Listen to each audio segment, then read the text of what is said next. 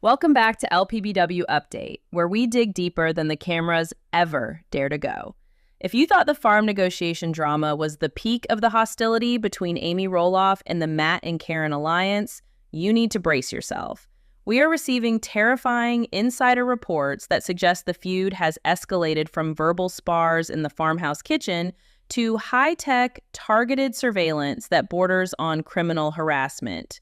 This is not a drill. And this is not a storyline made up by TLC editors. We are talking about a real-life invasion of privacy that has allegedly left Amy looking over her shoulder in her own backyard. Let's get right into the disturbing details that are surfacing from Hillsborough. You know, Amy and Chris have been trying to build their new life away from the chaos of Roloff Farms. They wanted peace. They wanted distance. But according to new theories circulating among those close to the family, distance is exactly what someone, allegedly Karen Chandler, refused to give them. It started with a sound, a low-level, persistent buzzing. At first, Amy reportedly brushed it off as farm equipment or maybe a neighbor doing some aerial photography. We all know the area is scenic. Drones are not uncommon. But sources suggest that this wasn't a one-time occurrence. This was a pattern. Imagine sitting on your back patio trying to enjoy a private barbecue with your new husband, finally feeling safe after the tumultuous divorce and the heartbreaking sale of your share of the farm, only to look up and see a mechanical eye hovering just above the tree line, facing directly into your private sanctuary. Insider whispers suggest that for weeks, Amy felt an unshakable sense of paranoia. She felt watched.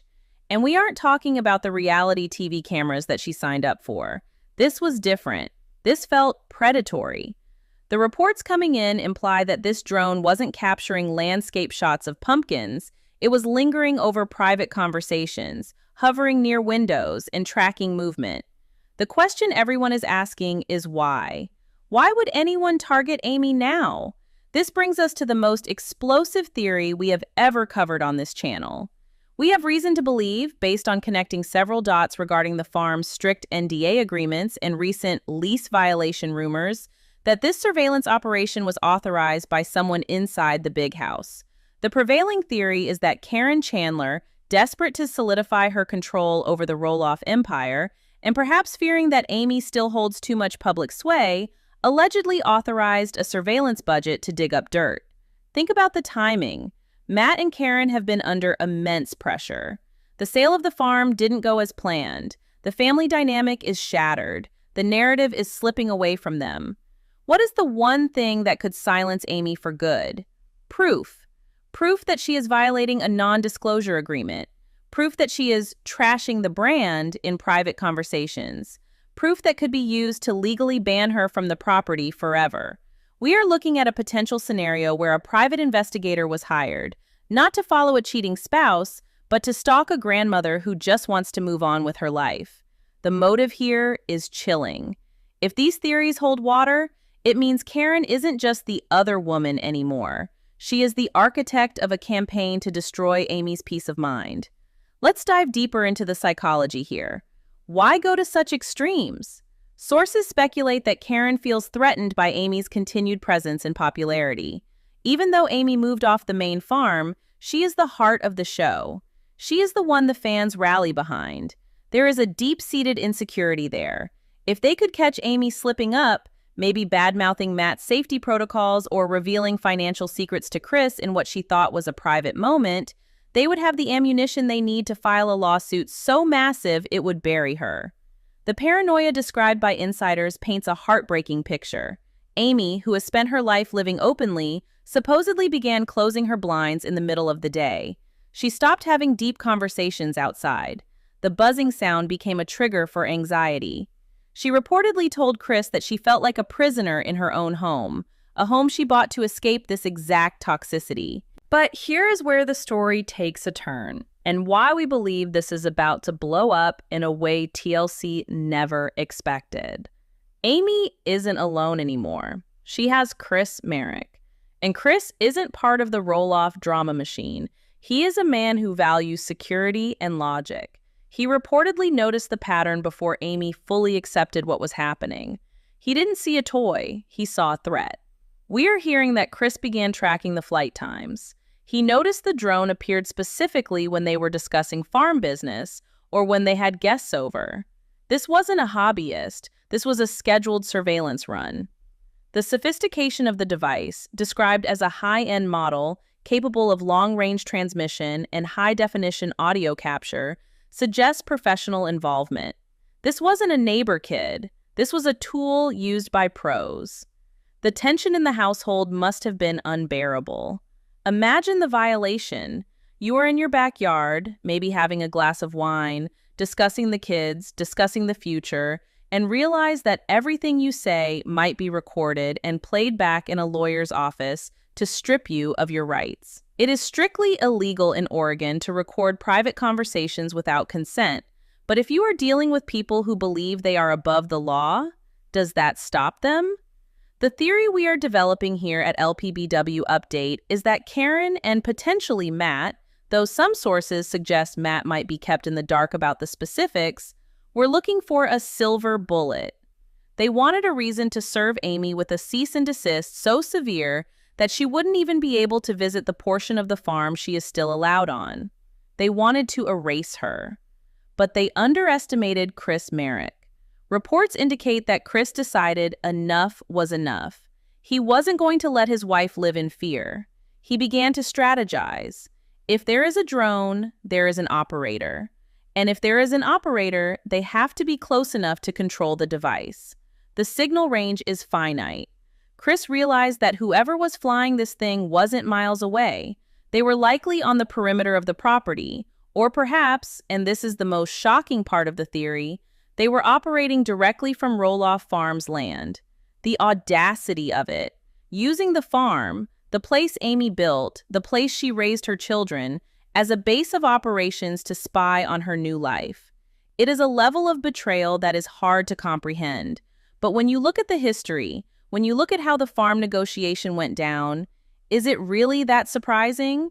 The lease violations Karen was hunting for were likely fabricated or exaggerated concerns, a desperate attempt to find a loophole to cut Amy off. We have to ask ourselves, what kind of information were they hoping to capture? Were they hoping to catch Amy criticizing Karen? Were they hoping to catch her revealing production secrets? Or were they simply trying to intimidate her? Psychological warfare is a real tactic in high-stakes divorces and business separations. By letting Amy know she was being watched, by making sure she heard that buzzing noise, they were sending a message. We are still here. We are still watching. You are never truly free of us. But the tide is turning. The reports we are getting about the next phase of this saga suggest that the hunter is about to become the hunted. Chris Marek didn't just close the blinds, he prepared a countermove. We are hearing whispers of a trap being set, a calculated effort to catch the spy in the act. The atmosphere is thick with tension. This isn't just reality TV drama, this is real-life legal jeopardy. If Karen is behind this, and if she hired a private investigator to illegally record Amy, she isn't just looking at a bad edit on TV, she is looking at criminal charges. As we move into this deep dive, keep this in mind. The drone footage exists, someone has it, and if Chris Marek managed to get his hands on it, or if he managed to track down the person holding the controller, the fallout will destroy the fragile piece of the Roloff family forever. We are standing on the precipice of the biggest scandal in the history of Little People, Big World. The paranoia was justified, the threat was real, and the motive was pure, unfiltered malice disguised as protecting the business. We are now entering the most volatile chapter of this unfolding saga. If the paranoia was the smoke, what happens next is the fire. We left off with Chris Marek deciding to draw a line in the sand. He wasn't going to let Amy live in a state of constant anxiety, looking up at the sky in fear. According to our sources, Chris devised a plan that was tactical, precise, and absolutely devastating for the opposition. This is where the story shifts from a family dispute to a full-blown surveillance thriller. The theory goes that Chris realized the drone had a limited battery life. It couldn't hover forever. Eventually, it had to return to base to recharge and offload its data. Chris allegedly began mapping the flight path, noting the exact trajectory the device took every time it retreated. It didn't fly off toward the highway. It didn't fly toward the neighbors' fields. Every single time, the drone banked sharply left and headed straight for the heart of Roloff Farms. This was the confirmation they needed, but they needed proof. Visually documenting the drone in the air wasn't enough. They needed to see who was holding the controller. We are hearing reports that Chris set a trap. On a quiet Tuesday afternoon, knowing the surveillance pattern, Amy and Chris staged a conversation in the backyard. They made it look like a serious, heated discussion, perfect bait for anyone looking for dirt. Just as predicted, the familiar buzzing sound drifted over the tree line. The spy was watching. But this time, Chris was ready. Instead of staying put, he reportedly slipped away, moving through the wooded perimeter that separates their property from the main farm. He had his own camera ready. He wasn't there to confront, he was there to document. As the drone's battery indicator likely started flashing, the operator initiated the return sequence. Chris followed. What he allegedly captured next is the footage that threatens to shatter the Roloff legacy permanently. The drone didn't land in a field. It didn't land in the parking lot. Insider leaks suggest that Chris tracked the device all the way to the porch of the big house, the very seat of Matt Roloff's empire. But it wasn't Matt holding the controls. This is the moment that changes everything. Sources claim Chris's long-lens camera picked up a man believed to be a private investigator standing in the shadows of the deck. But he wasn't alone. The door to the big house opened, and out walked a figure that insiders identify as Karen Chandler. Let that sink in for a second. We aren't talking about a faceless employee.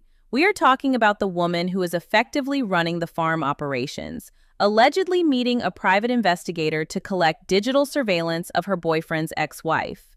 The footage reportedly shows the investigator removing the SD card from the drone and handing it directly to Karen. She didn't look surprised. She didn't look confused. She reportedly took the card, pocketed it, and exchanged a few words with the operator before retreating back inside the safety of the house. If this footage is released, it is game over. It proves premeditation. It proves intent. It proves that the lease violations narrative was a constructed hit job fueled by illegal espionage. Chris Merrick, the man they likely underestimated as just a quiet observer, had just counter-surveilled the surveillance. He had the hunter in his sights. Chris returned to Amy with the evidence, and the mood in their home shifted from fear to righteous fury. Amy saw the footage. She saw the woman who had already caused so much pain in her life holding the literal recordings of her private moments. The betrayal was absolute. But now they had leverage. This moves us immediately